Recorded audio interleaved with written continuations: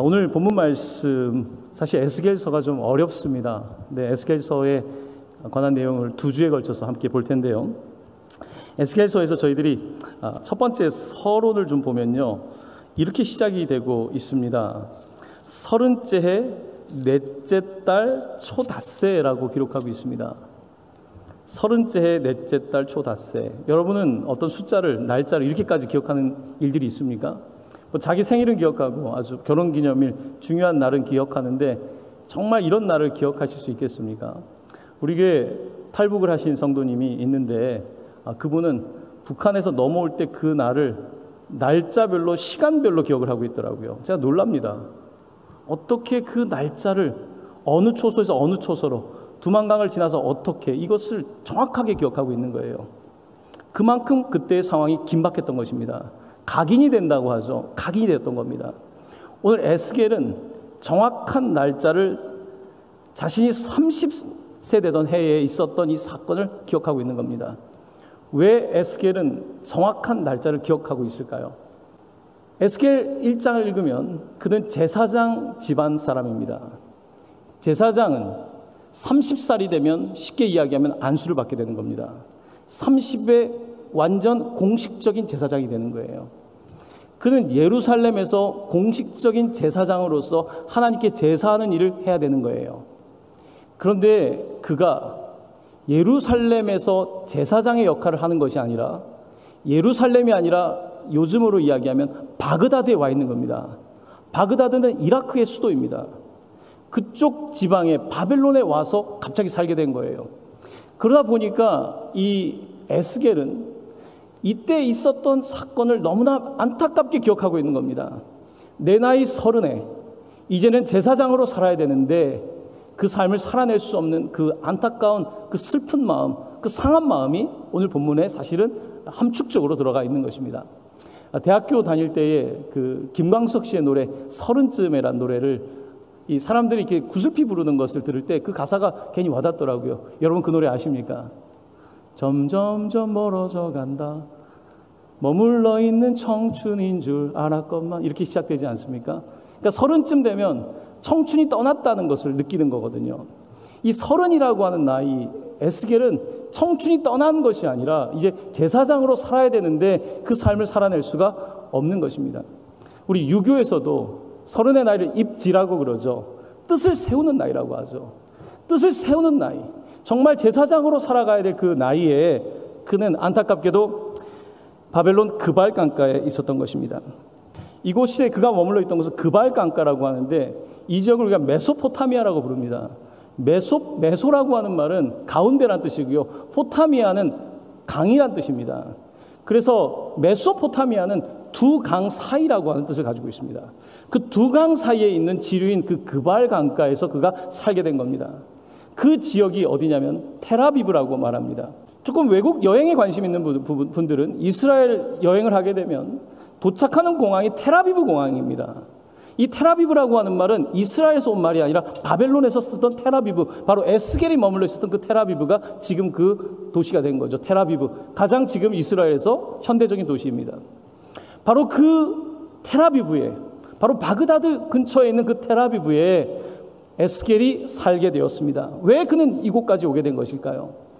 자, 성경은 북이스라엘은 이미 아수르에게 멸망했고 남쪽에 유다가 남아있는데 유다가 바벨론에게 침공을 당합니다. 사실은 3번의 침공을 당합니다. 첫 번째 침공을 당하고 다니엘을 비롯한 사람들이 붙잡혀 갔고요. 두 번째 침공을 당할 때 또 이번에 에스겔과 같은 사람들이 끌려갔고, 세 번째 BC 586년에는 모든 것이 다 무너지게 되고 그리고 사람들을 또 끌고 갑니다. 그러니까 3번에 거쳐서 공격을 했고 3번의 포로를 데리고 갔던 내용이 있는 겁니다. 에스겔은 25살에 포로로 잡혀갔습니다. 그리고 나서 5년이 지나서 지금 그발 강가에 있는데 하나님의 계시를 받게 된 것입니다. 하나님의 환상을 그가 보게 된 것이지요. 자, 그는 그곳에서 이 안타까운 마음 속에서 정말 내가 제사장의 일을 못하는데, 내가 주님의 일을 하지 못하는데 어떡할까 하는 그때 하나님께서 그에게 환상을 보여주신 대목입니다. 그러면 에스겔 하면은 그 이름의 뜻을 여러분이 좀 추측하기 어려울지 모르겠습니다. 근데 엘자가 들어가면 하나님이라 그랬죠. 에스겔 뒤쪽에 사실 엘자가 들어간 겁니다. 이 단어의 뜻은 뭐냐면 하나님은 나의 힘이시다. 하나님은 힘이 되어 주실 것이다. 조금 더 좀 클리어하게 번역을 하면 하나님께서는 앞으로 힘을 주실 것이다 라고 하는 뜻을 담고 있습니다. 자, 그러니까 에스겔서가 전하고 싶은 내용은 지금 예루살렘 이 유다가 공격에 공격을 당하고 또한 에스겔이 사역하는 동안에 이제 예루살렘은 멸망하게 되거든요. 자, 그렇지만 하나님께서 여러분에게 힘을 주실 것입니다 라고 하는 내용을 선포하는 것이 바로 에스겔의 일이었습니다. 예레미야는 이 유다가 멸망할 때 그 예루살렘에 있었고, 에스겔은 유다가 멸망할 당시에 바벨론 바그다드에 있었던 사람인 거죠. 그렇게 위치는 다르지만 같은 동시대에 사역했던 에스겔의 이야기를 함께 살펴보려고 하는 것입니다. 자, 에스겔서가 오늘 우리에게 하고 싶은 말씀이 뭔가? 자, 1장 1절은 그가 30살이었다는 이야기를 하고, 또 중요한 내용을, 핵심적인 내용을 이렇게 말씀하고 있습니다. 하늘이 열리며 하나님의 모습이 내게 보이니, 에스겔의 관심은 그래서 나라가 망해서 어떻게 했다라고 하는 역사적인 이야기보다 하늘이 열리며 하나님의 모습이 내게 보이니 하나님을 보여주기 위한 책이 에스겔입니다. 내 나이 30에 예루살렘에서도 만나지 못했던 하나님을 내가 지금 딴 나라에 와서 디아스포라로 만나고 있는 그 내용을 하나님께서 말씀하고 있는 겁니다. 오늘 어쩌면 우리의 삶이 디아스포라 같을 때, 우리의 삶이 내가 지금 있어야 할 것에 있지 못하고 내가 엉뚱한 곳에 가 있는 이때에, 오늘 주일날 성전에서 예배하지 못하고 가정에서 어딘가에서 지금 눈물을 흘리며 예배하는 그 자리에 하나님께서는 자신을 보여주기를 원하고 계시는 것입니다. 특별히 우리 어르신들은 오늘 유튜브 예배를 드리지 못하는 분들도 있습니다. 그분들이야말로 정말 눈물을 흘리죠. 피눈물을 흘리죠. 예배를 못하게 하는 이 상황이 너무나 고통스러운 거죠. 밥은 못 먹어도 교회는 가야 되는 분들이 얼마나 우리의 믿음의 선배들인데, 오늘 그 자리에서 오늘 에스겔이 만났던 하나님을 오늘 본문은 우리에게 말씀하고자 하는 것입니다.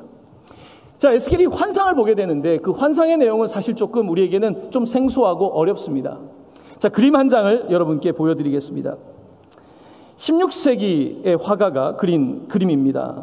이 그림을 잘 보시면 에스겔이 있고, 자, 그리고 네 생물이 등장합니다. 네 개의 생물이 등장하는데 사람의 얼굴을 갖고 있고, 한쪽에는 또 독수리의 얼굴, 또 한쪽에는 사자의 얼굴, 또 한쪽에는 소의 얼굴을 가지고 있는 네 개의 형체를 가지고 있는 동물의 모양이 나타나고 있습니다.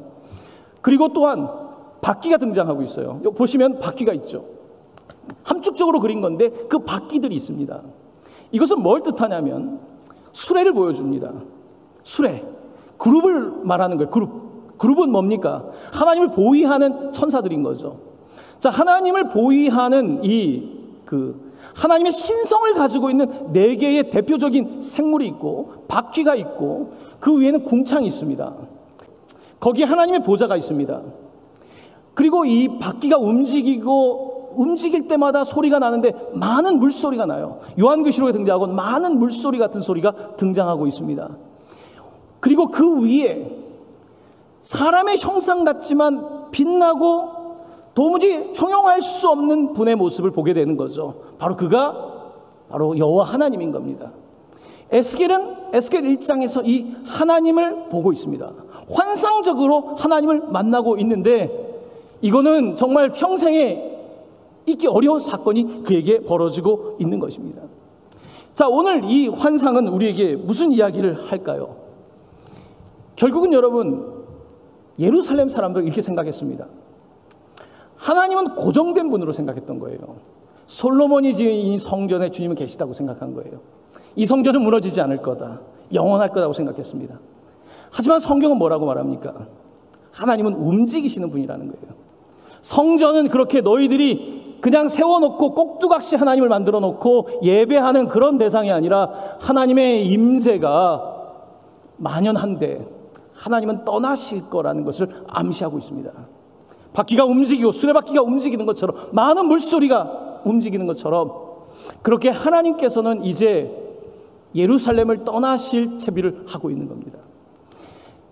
에스겔이 이 말씀을 받았을 때는 아직은 예루살렘이 멸망하지 않았습니다. 이제 채비를 하고 있는 거예요. 하지만 예루살렘은 깨닫지 못하고 있는 겁니다. 여러분, 가장 비극은 하나님이 떠나시는 거거든요. 하나님이 떠나시는 것, 하나님의 영광이 떠나는 것, 카보드라고 하는 영광, 카보드라고 하는 말은 하나님의 무게거든요. 하나님의 권위거든요. 이 카보드 하면은 하나님의 영광이 떠났다는 거거든요. 지금은 하나님의 영광이 떠나는 시절을 살고 있는데 사람들은 그것을 감지하지 못하고 있는 겁니다. 어쩌면 오늘 우리의 교회를 향해서 하나님 말씀하고 있습니다. 하나님의 영광이 떠나가는 교회가 어떻게 될 것 같습니까? 하나님의 영광이 떠난 교회의 건물은 어떻게 될까요? 하나님의 영광이 떠난 교회의 역사가 어떻게 될까요? 하나님의 영광이 떠나려고 하고 있는지도 모릅니다. 자, 그런데 오늘 우리는 이 말씀을 듣지 못하는 거예요. 내가 섬기고 있는 우상이 좋은 거예요. 내가 지금 얻고 있는 물질이 좋은 거예요. 작은 성공들이 좋은 거예요. 하지만 역사를 제대로 바라보지 못하는 거죠. 성경적인 역사관을 갖고 있지 못하는 것입니다. 자, 이제 이런 배경 속에서 이야기가 시작이 되는데, 자, 2장으로 넘어가면 하나님께서 에스겔에게 말씀하십니다. 자, 그러면 이런 역사 속에서 제사장 노릇은 할 수 없는데 너는 무엇을 해야 되는가? 에스겔에게. 제사장으로 제사를 드릴 수 없지만 너는 선지자를 해라. 선지자는 뭡니까? 말씀을 전하는 사람이, 하나님의 말씀을 대언하는 사람입니다. 너는 사람들에게 가서 하나님의 말씀을 대언해라 라고 하시는데요, 2장 5절 말씀입니다. 그들은 패역한 족속이라. 그들이 듣든지 아니 듣든지 그들 가운데 선지자가 있음을 알지니라. 듣든지 말든지 너는 너희 하라는 거예요. 사람들이 뭐 어떻다, 세상이 어떻다, 코로나가 어떻다 상관없이 말씀을 전하라고 하고 있습니다. 그러면서 하나님께서는 이 말씀을 에스겔에게 아주 분명하고 명확하게 주시는데요, 3장 3절입니다. 내게 이르시되, 하나님께서, 인자야, 내가 내게 주는 이 두루마리를 내 배에 넣으며 내 창자에 채워라 하시기에 내가 먹으니 그것이 내 입에서 달기가 꿀 같더라. 할렐루야.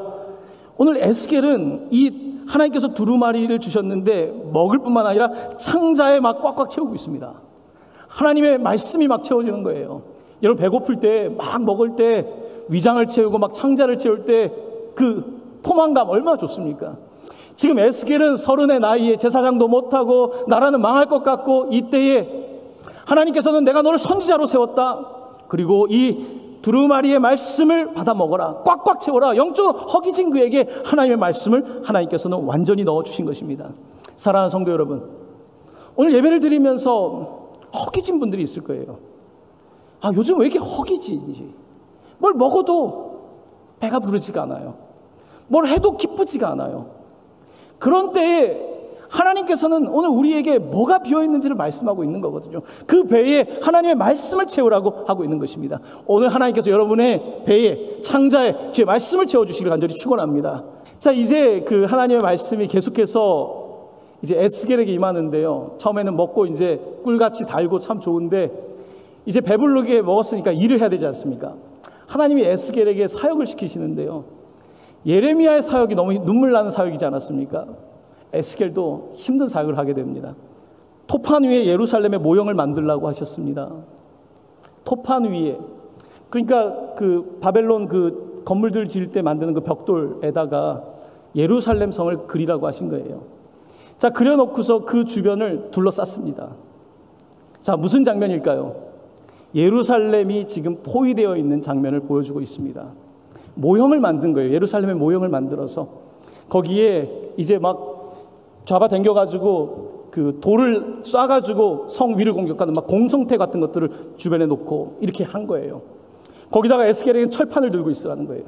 철판을 들고서 이 정말로 강력한 군대가 찾아온 거죠. 철기를 가진 강력한 군대가 찾아와서 그들을 지금 에워싸고 있는 장면을 보여주고 있는 것입니다. 왜 이 장면을 보여주는 걸까요? 예루살렘이 이제 얼마 남지 않았다는 것을 말씀하고 있는 겁니다. 그것을 사람들이 있는 곳에서 지금 보여주고 있는 거예요. 자, 모형을 만드는 것까지는 또 뭐 그런데 하나님께서 그 다음에 또 다른 것을 요구하고 있습니다. 4장 4절에 뭐라고 하시냐면, 너는 왼쪽으로 누워서, 왼쪽으로 지금 모습처럼 왼쪽으로 누워서 이스라엘의 죄악을 짊어지라는 겁니다. 며칠 동안? 390일 동안. 390일 동안 누워있으라는 거예요. 그리고 하루는 년으로 계산한 거예요. 그러니까 390년. 북이스라엘이 하나님을 순종하지 않았던 390년을 390일로 계산해서 너가 누워있으라는 거예요. 죄악의 모습을 보여주라는 거예요. 예루살렘의 실제적인 이 죄악의 모습을 보여주고, 그 다음에 40일. 그것은 남쪽 유다. 이것은 년으로 계산해서 또한 유다의 죄, 아마 요시아의 개혁 이후로 있었던 심각한 죄들에 대해서 다시 오른쪽으로 놓으라는 거예요. 이렇게 너는 총 430일을 옆으로 누워서 지내라고 말씀하고 있습니다. 저는 허리가 아파가지고 예전에 이렇게 똑바로 눕질 못했어요. 정말 계속 옆으로 자는 게 보통 힘든 게 아니더라고요. 언제쯤이면 한번 똑바로 누워 자볼까? 그게 제 소망이었거든요. 정말 이게 옆으로 계속 이렇게 자야 되는 거예요. 얼마나 고통스러운 시간을 그가 보내야 됐겠습니까? 이 장면은요, 또한 예루살렘이 완전히 포위된 모습을 보여주는 거예요. 포위됐는데 지금 에스겔이 일어나지 못하지 않습니까? 일어나지 못하고 그냥 누워 있는 거잖아요. 지금 예루살렘의 모습을 영적으로 보여주는 거예요. 도무지 움직일 수 없는, 바벨론이 포로를 쌌는데 움직이지 못하고 그냥 옆으로 누워있을 수밖에 없는, 보면서도 죽을 수밖에 없는 이 상황을 지금 하나님께서는 에스겔을 통해서 연기하라고 하신 겁니다. 사람들이 못 알아듣는 시대이기 때문에 하나님은 계속해서 그 아브젝트로, 대상을 가지고 설교를 하고 있는 것입니다. 4장 8절입니다. 내가 줄로 너를 동이리니 내가 에워싸인 날이 끝나기까지 몸을 이리저리 돌리지 못하리라. 몸을 못 돌려요. 430일 동안 몸을 못 돌리는 예루살렘에게 임박한 고난을 보여주고 있는 것입니다. 자, 이제 이 기간 동안이 너무 고통스러웠겠죠. 근데 하나님께서는 또 한 번 더 실제적인 말씀을 하십니다. 너는 밀과 보리와 콩과 팥과 조와 귀리를 가져다가 한 그릇에 담고 너를 위하여 떡을 만들어 내가 옆으로 눕는 날수 곧 390일 동안 먹되. 밀, 보리, 콩, 팥, 조, 귀리, 요즘으로 말하면 건강식에 좋은 것들을 다 갖다가 담아가지고 떡을 만들라고 합니다. 여러분, 이 떡은 무슨 뜻일까요? 이 떡은 무슨 뜻이냐면요, 이스라엘이 밀가루가 충분하지 않았다는 것을 보여주는 겁니다. 밀가루로 만들어야 되는데 그냥 있는 것 갖다 다 만들어 먹은 거예요. 지금 우리는 이게 건강식이라고 생각하는데 그게 아니라 먹을 밀가루가 없고 기름이 없어서 그랬던 거예요. 그래서 그것을 만들어서 먹는데 하루에 200g 정도를 먹습니다. 하루에 200g, 여러분, 200g이에요. 그리고 물을 주시는데 물을 하루에 600ml 마시는 거예요. 에스겔이 이 기간 동안에 200g의 빵과 600ml의 마실 물을 가지고 살아야 되는 거예요. 뭘 보여줍니까? 예루살렘이 포위당해가지고 완전히 아무것도 할 수 없는 상황을 보여주고 있는 것입니다. 흥미롭게도 이 말씀을 가지고 빵을 만든 회사가 있어요. 제가 화면 하나 보여드릴게요. 에스겔 4:9, 에스겔 4장 9절, 이 빵이 있습니다. 요 재료로 만든 빵이에요. 제가 먹어보진 못했는데 건강식으로 사람들이 선호하는 빵이에요. 혹시 여러분들 한국에 이 빵을 만들고 싶으면, 제가 특허는 아직 안 냈는데 저한테 말씀하시면 제가 한번 해보겠습니다. 자, 이런 빵이 있는데 제가 그냥 이것을 그냥 지나가면서 드린 말씀인데, 지금 현대인들은 이것을 건강식 빵이라고 말하지만 그 이야기는 아닌 거예요.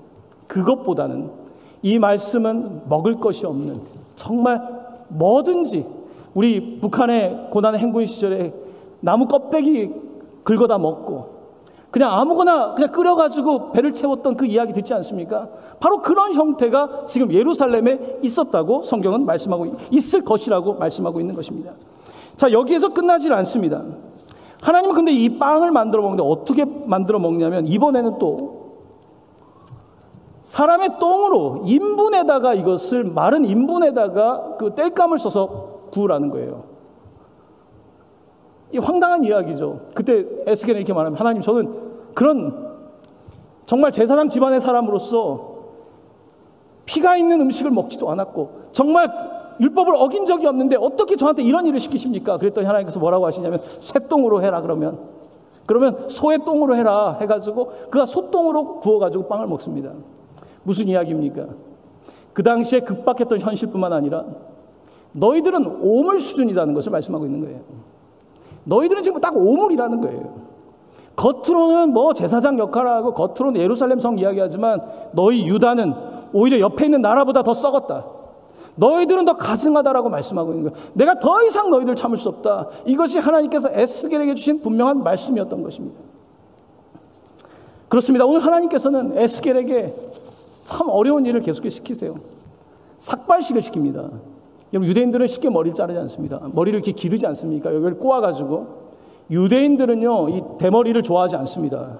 이것은 거룩하다고 생각하지 않습니다. 머리를 삭발하라는 거예요. 자, 어떻게 삭발하냐면 이 머리를 자르는 삭발 행위조차도 예루살렘의 앞날을 보여주고 있습니다. 그 성읍을 애워싸는 날, 예루살렘 성을 애워싸는 날이 차거든. 너는 터럭 3분의 1은 성읍 안에서 불사르고 3분의 1은 성읍 사방에서 칼로 치고 또 3분의 1은 바람에 흩으라. 내가 그 뒤를 따라 칼을 빼겠다. 너는 터럭 중에서 조금을 내 옷자락에 싸고 그 가운데에 얼마를 불에 던져 사르라. 그 속에서 불이 이스라엘 온 족속에게로 나오리라. 예루살렘 성이 마지막 불타게 됩니다. 이제 이 남은 마지막 머리카락까지 불태워버리는 이 상황을 하나님께서 에스겔에게 보여주신 것입니다. 비참한 상황입니다. 그럼에도 불구하고 예레미야가 외치고 에스겔이 외쳐도 사람들은 시대 감각을 모릅니다. 그냥 괜찮을 거라는 거예요. 오케이라는 거예요. 뭐가 오케이인지 저는 잘 모르겠습니다. 자, 그때 이제 여호와의 영광이 떠나는, 아까 그 하나님의 그 환상 보았지 않았습니까? 그 환상이 떠나는 장면이 등장하는데 여호와의 영광이 성전 문지방을 떠나서 그룹들 위에 머무르니 그룹들이 날개를 들고 내 눈 앞에 땅에서 올라가는데 그들이 나갈 때 바퀴도 그 곁에 함께 하더라. 그들이 여호와의 전으로 들어가는 동문에 머물고 이스라엘 하나님의 영광이 그 위에 덮였더라. 이제 하나님이 동문에 서신 것입니다. 떠날 채비를 하신 것입니다. 이제는 바벨론 쪽으로, 하나님이 그렇게 싫어하는 우상들이 드글거리는 그 바벨론으로 가시겠다는 거예요. 하지만 혼자 가는 것이 아니라 바로 이스라엘과 함께 하나님께서는 그렇게 하시겠다는 겁니다. 오늘 본문은 굉장히 고통스러운 이야기입니다. 하지만 동시에 하나님의 마음을 볼 수 있습니다. 하나님은 그냥 그들만 떠나보낸 게 아닙니다. 오늘 이스라엘만 떠나보낸 게 아니에요. 니들 가서 고생해봐가 아닙니다. 성경 하나님께서 그들과 함께 가신다는 거예요. 하나님이 함께 가신 하나님입니다. 하나님이 그 고통스러운 현장에 같이 가시겠다는 거예요. 그발강가에 같이 가시겠다는 거예요. 사람들이 조롱하는 그곳에 같이 가시겠다는 거예요. 사람들이 정말로 우습게 여기고 있는 그곳에 주님까지 우습게 되지 않습니까? 주님까지 우스워지는, 이 나라가 망하니까 그 나라가 믿는 하나님까지 우스워지는 이 상황에, 그 우스워진 상황에 하나님께서 함께 하시겠다고 말씀하고 있는 것입니다. 하나님은 그들과 함께 이제 예루살렘 성은 함락이 되고 떠납니다. 그리고 그곳에서 놀라운 일이 벌어집니다. 다니엘 같은 사람이 일어나게 됩니다. 그리고 에스겔 같은 사람이 일어나고요. 이제 가을에 함께 하겠지만 에스더가 일어나고요. 느헤미야가, 에스라가, 정말 영적인 새로운 부흥을 이끌 수 있는 다음 세대가 일어나는 거예요. 그 전 세대들이 하지 못했던 일들을 할 수 있는 다음 세대가 일어나는 것을 성경 우리에게 말씀하고 있는 것입니다. 자, 에스겔은 약 20년 동안 하나님의 말씀을 선포하는 사역을 했는데요. 이제 에스겔서 33장부터는 그 톤이 바뀝니다. 앞쪽에는 심판과 좀 고통스러운 이야기들이 주를 이루고 있다면 33장 이후부터는 이제 희망에 대한 이야기, 소망에 대한 이야기가 나오기 시작하는 것입니다. 자, 이제 그 소망의 이야기, 오늘 이 마른 뼈가 살아나는 이야기 앞에 엄청난 이야기가 있죠. 마른 뼈가 살아나려면요, 그냥 살아나는 게 아니거든요. 마른 뼈가 살아나는 과정은 정말 뼈를 깎는 과정이거든요. 그 고통스러운 과정이거든요. 정말 이거는 전쟁도 이런 전쟁이 없거든요. 기근도 이런 기근이 없거든요. 수치도 이런 수치가 없는데 그것들을 겪고 나서야 하나님께서는 이제 회복시키는 거예요. 사람의 회복은 그렇게 단순하지 않습니다. 오늘 하나님께서는 이런 상황 속에서 다시 에스겔에게 환상을 주십니다. 오늘 환상이 있는 장소는요, 어디입니까? 마른 뼈들이 있는 계곡입니다. 계곡은 어떤 곳입니까? 가장 낮은 곳입니다. 계곡은 어떤 곳입니까? 가장 어두운 곳입니다. 습기가 있는 곳입니다. 바로 그 계곡에 가장 낮은 곳에 하나님께서는 하나님의 영으로 그를 이끌어서 보게 하십니다. 그가 그곳을 걷습니다. 킬링필드죠. 마른 뼈들이, 오래된 이 뼈들이 있는 곳에 갑니다. 여러분 얼마나 두렵겠습니까? 그곳을 지나가며 이제 그는 왜 하나님이 여기에 날 보내셨을까 질문하고 있지 않았겠습니까? 그때 하나님께서는 그에게 말씀하십니다. 인자야, 이 뼈들이 살아날 수 있겠느냐? 인자야, 이 뼈들이 살아날 수 있겠느냐? 여러분, 성경에서 왜 뼈들을 이야기하는 줄 아십니까? 성경은요, 뼈를 어떤 생명의 근원으로 보고 있습니다. 하나님께서 하와를 만들었을 때 아담이 하와를 향해서 너는 내 뼈 중에 뼈고 살 중에 살이라 그러죠. 뼈 중에 뼈라는 표현은 어떤 핵심적인 어떤 본체, 생명이라는 뜻을 갖고 있습니다. 자, 오늘 이 뼈를 향해서 하나님께서는 이 뼈들이 살 수 있겠느냐라고 하는 것은 생명의 근원적인 어떤 역사가 일어날 수 있겠느냐라고 묻고 계시는 것입니다. 그러면서 하나님께서 말씀하십니다. 너는 이 뼈들에게, 이 마른 뼈들에게, 흩어져 있는 이 마른 뼈들에게 prophesy, 대언하라 라고 말씀하고 있습니다. 이 대언이라고 하는 말의 어원을 보면 이것은 그냥 대신해서 말하는 수준이 아닙니다. 그냥 대신하는 수준이 아니라 하나님의 영감을 가지고서 하나님의 말씀을 prophesy, 예언하라고 말씀하고 있는 것입니다. 뼈들을 향해서 prophesy, 예언하라고, 그들에게 미래에 대해서 선포하라고 말씀하고 있습니다. 이제 예레미야는 이 하나님의 말씀을 듣고 이 뼈들에게, 아무 소망도 없는 뼈들에게, 도무지 이제 끝난 게임 아닙니까? 이곳을 향해서 하나님의 말씀을 대언하기 시작하는 것입니다. 이에 내가 명령을 따라 대언하니 대언할 때에 소리가 나고 움직이며 이 뼈 저 뼈가 들어 맞아 뼈들이 서로 연결되더라. 내가 또 보니 그 뼈에 힘줄이 생기고 살이 오르며 그 위에 가죽이 덮이나 그 속에 생기는 없더라. 할렐루야. 놀라운 이야기가 펼쳐집니다. 오늘 이 장면은요, 마치 하나님께서 아담을 창조하실 때 모습입니다. 하나님께서 이 고운 흙을 가져다가 하나님께서 형체를 뼈대를 만들지 않습니까? 뼈대를 만들고 거기에 정말 디테일한 작업들을 하지 않습니까? 힘줄을 붙이고 살을 덮고 가죽을 덮이고, 이 디테일한 작업들을 하신 하나님의 모습처럼 오늘 이 망가진 이스라엘, 도무지 움직일 수 없는 이 이스라엘, 오늘 이스라엘은 우리의 교회이겠죠. 망가질 대로 망가져버린 것 같은 이 교회를 향해서 하나님께서는 다시 이 뼈들이 살겠느냐, 다시 이 교회가 살겠느냐, 다시 주의 백성들이 살겠느냐 물어보시고, 선지자에게, 하나님의 말씀을 가진 선지자에게 prophesy, 대언해라. 너는 외쳐라, 선포해라. 하나님 말씀 선포할 때 그곳에 생명의 역사가 일어날 거다. 그때에 뼈들이 들어맞기 시작하지 않습니까? 그동안 자기들끼리 다툼을 했던 그 뼈들이 연합의 놀라운 모습으로, 군대의 모습으로 일어나지 않습니까? 이 놀라운 역사가 오늘 지금 이 환상 가운데 나타나고 있었던 것입니다.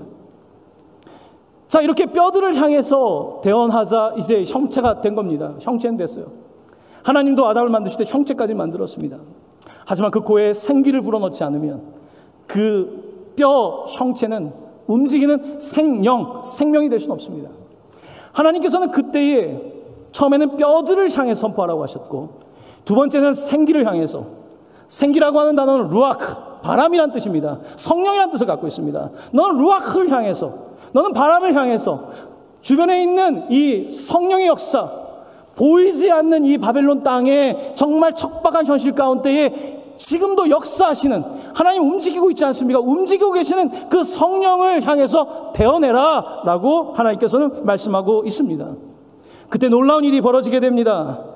또 내게 이르시되 인자야 너는 생기를 향하여 대언하라. 생기에게 대언하여 이르기를 주 여호와께서 이같이 말씀하시기를 생기야 사방에서부터 와서 이 죽음을 당한 자에게 불어서 살아나게 하라 하셨다라. 이에 내가 그 명령대로 대언하였더니 생기가 그들에게 들어가매 그들이 곧 살아나서 서는데 극히 큰 군대더라. 아멘. 아멘. 그들이 살아나서 극히 큰 군대가 된 것입니다. 하나님은 오늘 이스라엘을 born again, 다시 살리는, 거듭나게 하는 일을 하시고 있는 것입니다. 그들은 이렇게 생각했습니다. 그냥 예루살렘에서 하나님도 이미 하나님 마음은 떠났거든요. 거기서 그냥 먹고 사는 게 사는 거라고 생각했어요. 내가 조금 더 큰 집에 사는 게 산다고 생각했어요. 내가 좀 더 편하게 사는 게 산다고 생각했어요. 내 자식들 좀 잘 되면 그게 산다고 생각했어요. 이게 사는 거다. 많은 사람들이 그게 사는 거라고 생각하지 않습니까? 성경은 그걸 산다고 말하지 않습니다. 그건 서바이벌인 거죠. 생존하는 거죠. 그것은 동물도 생존하는 거고요. 피쉬도 생존하는 거고요. 그건 서바이벌인 거예요. 성경은 서바이벌을 얘기하지 않습니다. 우리의 삶의 목적은 서바이벌이 아닙니다. 우리의 목적은 life itself, 생명 그 자체입니다. 조회, 제가 조회라고 하는 이름을 좋아한다고 말씀드리지만 이 조회라고 하는 말은 바이올로지, 바이오스가 아닙니다. 이것은 하나님의 생명인 거예요. 절대로 사라지게 할 수 없는 그 생명, 그 원천적 생명, 생기가 주는 그 생명을 말하는 거거든요. 오늘 하나님께서는 이 이스라엘에 없는 생기를 불어주십니다.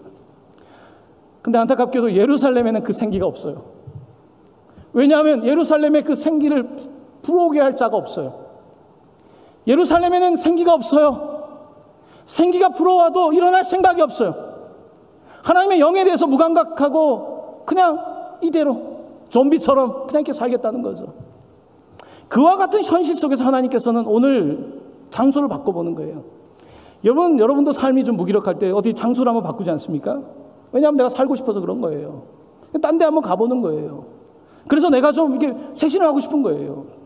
오늘 하나님께서는 바벨론으로 그들을 보내서 쇄신을 하십니다. 완전히 쇄신을 하세요. 지난번에 예레미야라는 이름의 뜻이 뭐라고 말씀드렸습니까? 하나님이 세우기도 하시고 무너뜨리기도 하시고 하나님이 심기도 하시고 그 다음에 뽑기도 하시고 하나님은 뽑으셨습니다.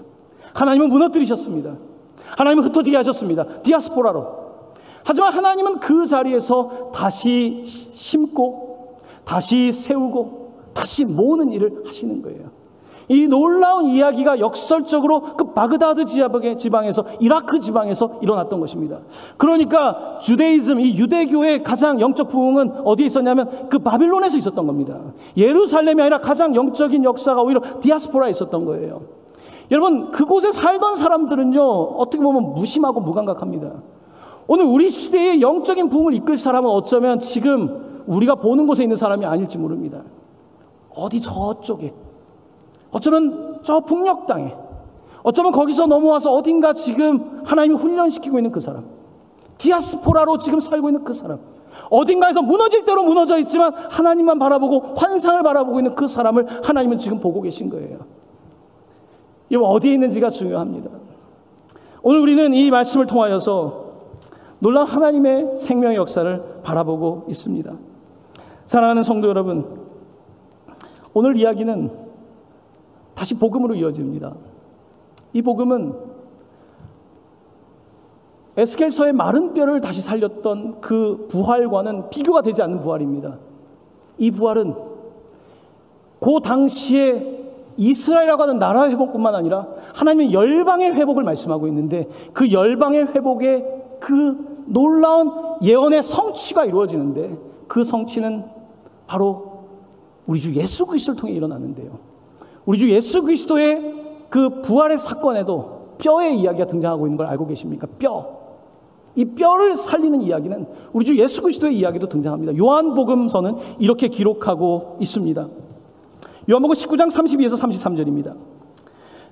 군인들이 가서 예수와 함께 못 박힌 첫째 사람과 그 다른 사람의 다리를 꺾고 예수께 이르러서는 이미 죽으신 것을 보고 다리를 꺾지 아니하고. 안식일, 금요일 밤이 안식일인데요. 안식일이 찾아오는, 예수님 3시쯤 돌아가셨다고 하지 않습니까? 그때쯤이면 보통 매달려 있어도 안 죽는다죠. 그러니까 옆에 있는 그 죄인들은 다리를 꺾어서 죽인 겁니다. 마지막 시체 처리를 한 겁니다. 예수님한테 갔을 때는요, 예수님은 그 전날 밤부터 채찍과 가시면류관과 갖가지 고통을 다 이미 겪었기 때문에 이미 탈진한 상태에서 십자가에 오르셨고 그는 짧은 시간에 사실은 숨을 거둔 것입니다. 그렇기 때문에 성경은 뭐라고 하냐면 성경에서 말씀하신 약속대로 그의 다리를 꺾지 않았다, 뼈를 꺾지 않았다고 말씀하고 있는 것입니다. 이 뼈를 꺾지 않았다는 것은 단순히 해부학적인 얘기를 하려는 것이 아닙니다. 뼈를 꺾지 않았다고 하는 것은 사단의 권세가 그의 뼈를 꺾을 수 없다는 것을, 사단의 권세가 그 생명을 꺾을 수 없다는 것을, 사단의 권세가 예수를 넘어뜨린 것 같지만 또 넘어뜨릴 수 없다는 것을 말씀하고 있는 것입니다. 마찬가지입니다. 오늘 이스라엘에게도 지금 뼈들이 남아 있습니다. 이 뼈들은 쓸데없는 뼈라고 생각할 수 있지만 그 뼈는 쓸데없는 뼈가 아니라 하나님 보시기에는 살릴 수가 있는 뼈였던 것입니다. 자, 예수 그리스도께서 십자가에 달려 돌아가시고 그 뼈를 꺾지 아니하셨는데 바로 그 예수 그리스도를 우리 하나님께서 살리셨습니다. 3일 만에 죽은 자 가운데서 그를 살리셨습니다. 그를 살리기 위해서 사방에 생기가 와서 그를 다시 살리신 것입니다. 이제 죽었다고 끝났다고 말하는 곳에 성령의 바람이 불어와 예수 그리스도는 죽은 자 가운데 살아나게 되셨고, 누구든지 그 예수 그리스도의 삶과 죽음과 다시 오심을 믿는 사람은 그들도 부활할 것을 말씀하고 있는 것입니다. 할렐루야. 하나님께서는 오늘 이렇게 에스겔의 이야기를 통하여서 장차올 이 놀라운 본어겐, 다시 구원의 역사, 다시 태어나는 거듭남의 역사를 말씀하고 있는 것입니다. 로마서 8장 11절 말씀입니다. 우리 함께 한 목소리를 봉독합니다. 예수를 죽은 자 가운데서 살리신 이의 영이 너희 안에 거하시면, 그리스도 예수를 죽은 자 가운데 살리신 이가 너희 안에 거하시는 그의 영으로 말미암아 너희 죽을 몸도 살리시리라. 아멘. 우리 다시 한번 이 말씀 읽어볼까요? 예수를 죽은 자 가운데서 살리신 이의 영이 너희 안에 거하시면, 그리스도 예수를 죽은 자 가운데서 살리신 이가 너희 안에 거하시는 그의 영으로 말미암아 너희 죽을 몸도 살리시리라. 아멘. 죽을 사람도 그의 영으로 살리겠다고 말씀하신 것입니다. 사랑하는 성도 여러분, 오늘 에스겔서 첫 번째 파트 이야기를 하고 있는데요, 에스겔서가 가르치고 싶은 것은 이런 환상의 이야기로, 와 환상적이다, 미래의 어떤 예언, 이것이 사실 주된 목적이 아닙니다. 에스겔서의 주된 목적은 하늘이 열리고 하나님을 보게 하는 것이 목적이에요. 사람들이 하나님을 보는 것이 목적이에요. 하나님을 보면 되는데 하나님을 보지 못하니까 하나님께서는 하나님을 계시하시는 거예요. 이것이 목적이에요. 에스겔서를 읽으면서, 에스겔서가 조금 어렵긴 합니다. 근데 꾸준히 계속 읽으면요, 에스겔서가 반복적으로 말씀하는 말씀이 있습니다. 74번, 그 이상인 것 같습니다. 이 표현이 등장합니다. 내가 여호와인 줄을 너희가 알리라. 내가 여호와인 줄을 너희가 알리라. 이 말씀이 계속 등장해요. 예루살렘이 포위 상태에 있을 때도 너희가 내가 여호와인 줄 알리라. 바벨론에 끌려왔는데도 내가 여호와인 줄 알리라. 환상 가운데도 내가 여호와인 줄 알리라. 에스겔서의 주제는 내가 여호와인 것을 너희가 알게 되는 것이 주제입니다. 이것을 알기를 하나님께서 원하셨고, 이 한 선지자를 통하여 그것을 말씀하고 있는 것입니다. 오늘 우리가 코로나 시대를 겪으면서 하나님이 우리에게 원하시는 것은요, 너희가 내가 여호와인 줄 알리라, 이것을 깨닫는 겁니다. 너희들이 다 통제할 수 없다는 것을, 너희들이 해결할 수 없다는 것을, 세상이 그렇게 만만하게 너희들의 뜻대로 되지 않는다는 것을 하나님께서는 우리에게 보여주고 있고, 너희가 여호와인 줄을 알리라. 특별히 교회를 향하여서 세상의 사람들은 하나님을 모른다고 해도 선택받은 너희들이야말로 지금 너희가 내가 여호와인 줄 알리라, 이 말씀을 받아들일 것을 말씀하고 있는 것입니다. 오늘 설교의 제목은 절망과 희망 사이입니다. 절망에서 희망, 우리는 말로는 쉽게 알 수 있습니다. 하지만 절망에서 희망으로 간다는 것이, 여러분, 이게 기적 아닙니까? 이게 어떻게 절망에서 희망으로 갑니까?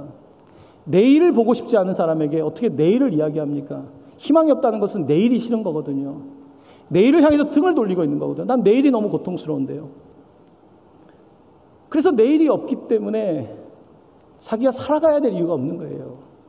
우울증의 핵심적 증상은 내일을 보기 싫어하는 것입니다. 내일을 보기 싫어하는 사람들에게, 그 절망의 자리에 있는 사람들에게 내일을 보라고 말한다는 것은요, 그냥 말로만 되는 것은 아닐 것입니다. 사람의 말은 힘이 없어요. 저도 우울증을 겪는 분들을 많이 만나봤지만요, 사람의 말로 그 사람을 살릴 수가 없어요. 오늘 말씀처럼 하나님의 말씀이 대언되고 하나님의 말씀이 그에게 들어가고 그래야지 살아나지, 하나님 말씀이 없이 천사의 말로도, 어떤 학자의 말로도, 어떠한 뛰어난 치료사의 말로도 그게 되지 않습니다. 하나님 말씀이 아니면 안 되거든요. 우리는 절망하고 있습니다. 작년 12월 2일에 우리 교회 권사님 한 분이 쓰러지셨습니다. 쓰러지셨어요. 제가 보는 앞에서 쓰러지셨어요. 어찌할 바를 몰랐어요. 급하게 간다고 했지만 아직까지 7개월이 넘어서고 있는데 일어나지 못합니다. 공교롭도 그 시기에 우리 교회 성도의 그 오빠가 젊은 분입니다. 거의 비슷한 시기에 똑같이 쓰러졌습니다. 그러니까 뇌출혈이 온 거죠. 그분도 일어나질 못하고 있어요. 근데 얼마 전에 통화를 하게 됐습니다. 목사님, 오빠가 의사들도 안 될 것 같다고 했는데 안 좋습니다. 지금은 앉아 있습니다. 여러분, 절망하는 사람은요, 계속해서 그냥 누워 있을 거라고 생각하는 사람이에요. 내일이 없을 거라고 생각하는 사람이 절망하는 사람이에요.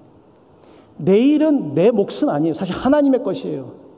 하지만 우리는 희망한다는 것은요, 하나님이 여전히 컨트롤하고 계시고, 하나님께서 내일의 하나님이시고 오늘의 하나님이시고 어제 하나님이시기 때문에 하나님께서 내일 일을 어떻게 행하실지 우리는 그저 믿고 바라보는 것, 이것이 내일을 바라보는 희망의 사람인 것이거든요. 얼마 전에 우리 그 권사님의 그 가족 아들을 만나게 됐습니다. 참 몇 차례 감사한 일이 있었습니다. 우리 성도님들 가운데 정말 무명으로 헌금 봉투에 그 권사님께 드리고 싶다고 그 봉투가 들어 있었어요. 몇 차례입니다. 그래서 이번에 그 봉투를 전달하기 위해서 만났어요. 만나서 대화를 하는 가운데서 그 형제를 향해서 하나님께서 그런 마음을 주셨어요. 아무개 형제, 어머니가 지금 밥을 해주셨고 어머니가 다 해주셨잖아. 어머니는 지금 일을 못 하시잖아. 하지만 어머니가 일하고 계신 거야. 어머니가 밥을 해주고 빨래를 해주는 것이 다 일하는 것이 아니라 어머니가 누워서 일하고 계신 거야. 지금 어머니가 일하고 계신 거야. 일이라고 하는 것은 우리가 생각하는 것처럼 내가 막 하는 것이 다 일이 아닙니다. 누워있지만 그것이 일하는 것이기도 하거든요. 에스겔은 430일을 누워 있었습니다. 하지만 그것이 일하는 거예요. 내가 가서 막 뭐를 하는 것이 일하는 것이 아니라 하나님의 말씀에 순종하는 것, 하나님이 어떤 일을 행하실까에 나 자신을 드리는 것이 가장 효과적인 일인 거거든요. 그 형제에게 그래도 목사가 해줄 수 있는 가장 위로의 힘을 주는 말, 에스겔처럼 God will strengthen you. 하나님께서 너에게 힘을 주실 것이다. 하나님 너에게 힘을 주실 것이다. 그 이야기로 권면을 했습니다. 그것이 그냥 사람의 말로 들린다면 큰 힘은 없겠죠. 그냥 용기 내란 말로 들리겠죠. 하지만 이 말씀을 하나님의 말씀으로 받는다면, 하나님이 오늘 나에게 하시는 말씀을 받는다면 하나님께서는 그곳에서 놀라운 생명의 역사를 이루실 줄로 믿습니다. 사랑하는 성도 여러분, 오늘 이 자리에 여러분들이 계시지 않습니다. 하지만 저는 오늘 여러분들의 삶의 자리를 향해서 하나님께서 이 교회에 세운 종으로서 하나님의 말씀으로 선포하기를 원합니다. 마른 뼈들을 향해서 여러분의 절망의 자리에, 여러분들의 눈물 골짜기에 우리 주님의 말씀을 선포합니다. 마른 뼈들에게 생기, 사방에서 불어 살게 할지어다. 마른 뼈들아 일어날지어다. 사방의 생기야 불어와 일어나게 할지어다. 하나님께서 오늘 여러분들을 향해 말씀하실 때에 사랑하는 성도 여러분, 반응하실 수 있기를 바랍니다. 하나님께 반응하실 때에 오늘 여러분의 삶의 절망이 다시 희망으로 바뀌게 될 줄로 믿습니다.